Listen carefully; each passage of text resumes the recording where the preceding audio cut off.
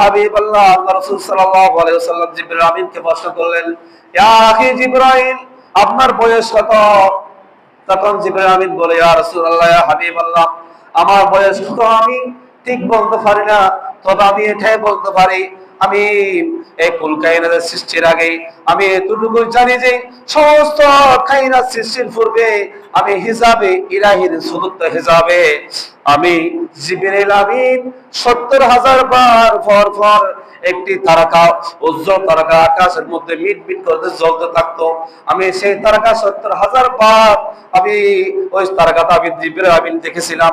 কিন্তু সেই তারকাটা একবার ডুবতে লাগে ৭০,০০০ বছর, আর একবার ডুব থেকে আবার উদিত হতে সময় লাগে ৭০,০০০ বছর। আমি জিবরাইল আমিন ওই তারকাকে প্রায় ৭২,০০০ বার আমি জিবরাইল আমিন ওই তারকাটা সরাসরি দেখেছি। একটু জোরে বলুন না সুবহানাল্লাহ। তখন আল্লাহ রাসূল সাল্লাল্লাহু আলাইহি ওয়াসাল্লাম সেই জিবরাইল আমিনের কথা শুনে রাসূল করিম সাল্লাল্লাহু আলাইহি ওয়াসাল্লাম হাসলেন, মুস্কি হেসে দিলেন। আর জিবরাইল আমিন জিজ্ঞেস করলেন, ইয়া রাসূলুল্লাহ, ইয়া হাবিবাল্লাহ, আপনি হাসতেছেন কেন? আপনাকে হাস্য উজ্জ্বল দেখা যাচ্ছে কেন? আমি জিবরাইল, আমি তো জানি না আমার বয়স কত।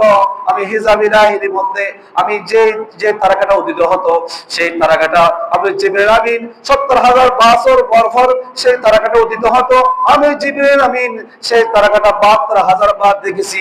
এটা যখন বললাম আপনি রাসূল হাসতেছেন কেন? হাসতেছেন একটু বলুন।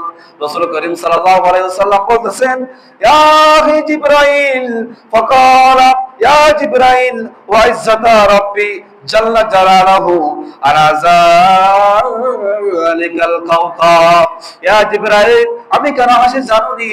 তুমি যে তারকাটা দেখেছো, তুমি যে তারকাটা ৭২,০০০ বার পর্যন্ত তুমি দেখেছো, সেই তারকাটা সরাসরি আমি রাসূল ছিলাম।